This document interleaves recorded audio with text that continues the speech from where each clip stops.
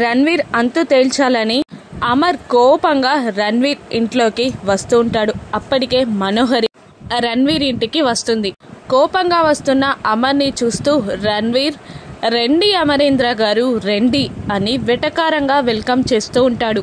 ఆ తర్వాత ఇలా అంటూ ఉంటాడు, మీరు అరుంధతి గారు కోల్కతాలోని ఒక అనాథాశ్రమంలో ఒక పాపని దత్తత తీసుకున్నారు.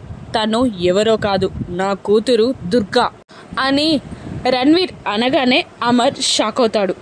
చెప్పు అమర్, నా కూతురిని దత్తత తీసుకున్నానని నాకెందుకు చెప్పలేదు, చెప్పమర్ అని రణ్వీర్ నిలదీస్తూ ఉండగా అమర్ సైలెంట్గా రణ్వీర్ని చూస్తూ ఉంటాడు. మనోహరి పక్క నుండి ఇవన్నీ గమనిస్తూ ఉంటుంది. మళ్ళీ రణ్వీర్ ఇలా అంటుంటాడు, చెప్పు, నువ్వు దత్తత తీసుకున్న నా కూతురు దుర్గాయే, నీ కూతురు అంజలియా, చెప్పు అని నిలదీస్తూ ఉంటాడు రణ్వీర్. అప్పుడు అమర్ షాకింగ్గా కోపంగా రణ్వీర్ని చూస్తూ ఉంటాడు. ఇప్పుడు నిజంగానే అంజలియే దుర్గా అని అమర్ రణ్వీర్కి చెప్తాడా, రణ్వీర్కి అంజలిని ఇచ్చేస్తాడా, లేదంటే ఇంకెలా బెదిరిస్తాడో రాను ఎపిసోడ్స్లో చూద్దాం. Thank you for watching.